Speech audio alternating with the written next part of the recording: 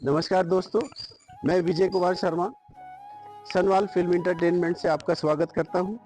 अभी हमने आपको बिहारीगढ़ के कुछ गांव में अपना विजिट करा था, जहां पर हमने फार्म हाउस में झोपड़ियां लगाई हुई थी और उस पर हमने आपसे निवेदन किया था कि आप आएँ और हमारे फार्म हाउस पर आप विश्राम करें।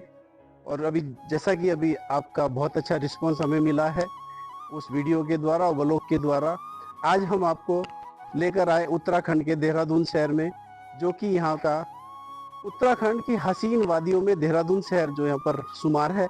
इस शहर के अंदर आईएसबीटी से लगभग 12 किलोमीटर चलने के बाद एक स्थान है जो उसका नाम है मानक सिद्ध मंदिर।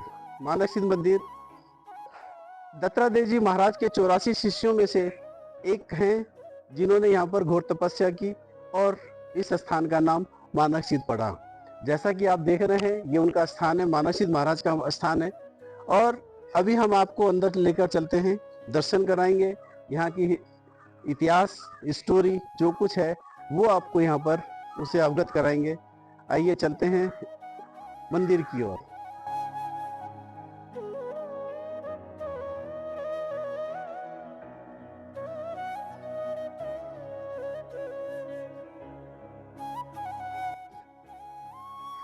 आप प्रसाद में देख रहे हैं गुड़, चना और ये मीठे दाने जिनको इलायची दाना कहते हैं। यहाँ पर गुड़ का बहुत बड़ा महत्व है, क्योंकि गुड़ प्राचीन काल से हमारे देश में बनाया जाता है। क्योंकि जिस वक्त हमारे मानक सिद्ध महाराज दत्तात्रेय जी महाराज पूजा पाठ करते थे, तो उस वक्त हमारे पास प्रसाद के रूप में एक हलवा होता था और एक हमारे पास गुड़ होता था। हलवा कुछ समय के बाद खराब हो जाता था, लेकिन गुड़ सालों साल चलता है। इस गुड़ की महत्व तो इसलिए भी है कि इस गुड़ को यदि हम अपने घर में रखते हैं तो ये काफी समय, लंबे समय तक चलता है। इसी प्रसाद को जब भोग, भगवान को भोग लगाया जाता है, तो इस प्रसाद को अन्य लोगों में भी वितरित किया जाता है। मंदिर में लगाई गई सुंदर सुंदर घंटियां जिनके आप दर्शन कर रहे हैं, ये सभी मंदिर में भक्तों द्वारा और जिन व्यक्तियों की इच्छाएं पूर्ति होती उनके द्वारा लगाई जाती है। मंदिर की सुंदरता को, शोभा को बढ़ाती है घंटियां। मंदिर के दोनों ओर आपको घंटियों के दर्शन होंगे। और कहा जाता है कि यह सिद्ध मंदिर है, जो सच्चे मन से यहाँ पर आता है उसकी मनोकामना पूर्ण होती है। अभी हम आपको यहाँ पर जो मानक सिद्ध महाराज द्वारा लगाया गया धूना है उसके दर्शन भी कराएंगे। और यहाँ पर जितने यहाँ पर आचार्य हैं, मंदिर के सेवादार हैं और पीठाधीश्वर हैं, उनसे भी आपका परिचय कराएंगे।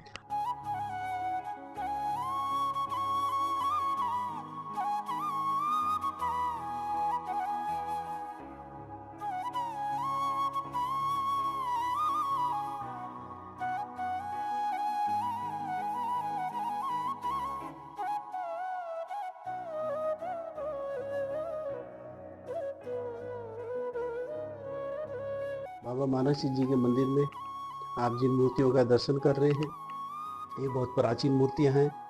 लगभग इन मूर्तियों की स्थापना मानक सिंह महाराज द्वारा की गई, जिनकी आराधना उन्होंने की है। इनको घने जंगल से लाकर यहाँ पर स्थापित किया गया। ये लगभग 80 वर्ष पूर्व यहाँ पर लगाई गई हैं और ये प्राचीन मूर्ति हैं जिनको आप दर्शन कर रहे हैं।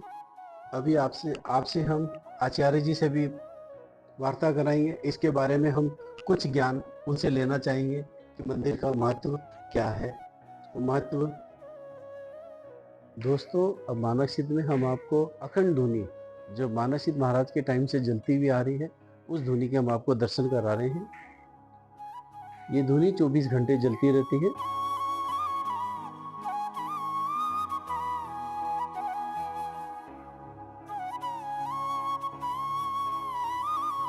दोस्तों, मैं अभी मानक सिद्ध मंदिर में हूँ।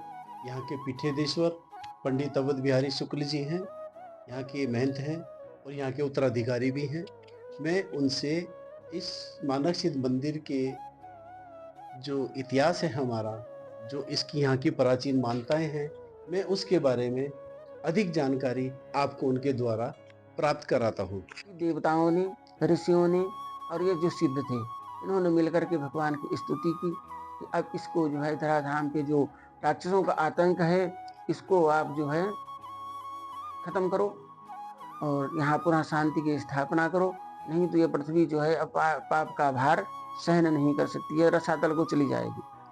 तो भगवान ने कहा, आकाशवाणी भी कहने लगी, इसका हमारे रामचरितमानस में भी चौपाइयां आई हैं कि जनि डरपहु मुनि सिद्ध सुरेशा तुम ही लाग इधर हूं न रवेशा। अब आपको डरने की आवश्यकता नहीं है। देवताओं, सिद्धों और जो ऋषि थे साथ में मिलकर जिन्होंने स्तुति की थी, तो भगवान ने आकाशवाणी रूप में इनको आश्वासन दिया, कहने लगे कि अब डरने की आवश्यकता नहीं है, आप निर्भय हो जाइए, क्योंकि तुम्हारे ही कारण मैं पृथ्वी पे मनुष्य रूप में अवतार लूंगा। ठीक है, और ऐसे भी नहीं, अपने अंशों के सहित, अंशन सहित मनुज अवतारा लीहूं दिनकर वंश उदारा। जो भगवान सूर्य नारायण का वंश है, उस वंश में मैं अवतार लूंगा। क्योंकि सतयुग में कश्यप और अदिति जो थे, उन्होंने बहुत घोर तप किया था, लाखों वर्ष तपस्या की थी। ठीक है, हजारों वर्ष तक उन्होंने तपस्या की, 10,000 वर्ष तक उन्होंने खान पान सब छोड़ दिया, वायु के आहार पे रहे, 10,000 वर्ष तक एक पैर पे दोनों लोगों ने खड़े होकर के तप किया। तब जा करके जो है, और इन्होंने, भगवान ने कहा कि भाई हम आपकी तपस्या से प्रसन्न है, आप मांग लो, क्या मांगते हो। तो कहने लगे कि भाई अब हम क्या बताएं, माता जी से पूछो। माता जी से पूछा, उन्होंने कहा अब हम ये चाहते हैं कि आपके समान ही कोई पुत्र हो। उन्होंने कहा हम अपने समान तो पुत्र कहाँ ढूंढेंगे जा करके, समय आने पर मैं ही आपके यहाँ पुत्र रूप में अवतार लूंगा। तो इन्होंने कहा कि मैंने कश्यप और अदिति को जो है पहले ही वरदान दे चुके हैं, उन्होंने बहुत घनघोर तप किया था, और उनकी वही दशरथ, इते दशरथ कौशल्या रूपा अकौशलपुरी प्रकट नरभूपा, जिनके ग्रह अवतरिहं जाई रघुकुल तिलक सुचार्यो भाई, नारद वचन सत्य सब करिहं परम शक्ति समेत अवतरिहं, हरिहं सकल भूमि गरुआई निश्चय हो देव समुदाय, निज लोकन विरंचि गए देवन यह सिखाई, बानर तनु धरि धरि मही हरिपद सेव हो जाए। तो क्या है कि ये इन्होंने जो हमारे जो 84 सिद्ध थे, जिनमें से 4 सिद्ध देहरादून में है, इनका जो तपस्या का मूल कारण था वो ये था कि जन कल्याण की भावना से ही इन्होंने तप किया और हमारे इस धराधाम को राक्षसों के अत्याचार से मुक्त किया, और पुनः शांति की स्थापना हुई। भगवान ने अपना जो है रामचंद्र जी के अवतार में आकर के और राक्षसों का अंत किया, और फिर से जो है पृथ्वी पे शांति की स्थापना करी। तो क्या है कि इनका मेन उद्देश्य ही था, और आज भी यहाँ जो लोग आते हैं, आकर के यहाँ दर्शन करते हैं, यहाँ पूजा पाठ जब तब भी करते हैं, तो लोगों की क्या है कि मनोकामनाएं पूर्ण होती हैं। आज भी कई लोग आकर के बताते हैं कि भाई हमारी मनोकामना पूर्ण हुई है, हम आए। कोई आता है अपनी किसी भी तरह की जो है मनोकामना को लेकर के, कोई कहता है कि हमारी नौकरी में पदोन्नति हो जाए, कोई कहता है हमारी नौकरी लग जाए, कोई कुछ, जो जैसी भी अपनी मनोकामना को लेकर के आता है, उनकी मनोकामनाएं पूर्ण होती हैं। इस ब्लॉग में इतना ही, और हम आपको अगले ब्लॉग के लिए किसी दूसरे स्थान पर चलेंगे, वहाँ के आपको दर्शन कराएंगे, वहाँ की यात्रा कराएंगे, और आप हमारे साथ रहें। इसके लिए आपका बहुत बहुत धन्यवाद। आप हमारे चैनल को सब्सक्राइब करें, शेयर करें, कमेंट्स करें। धन्यवाद।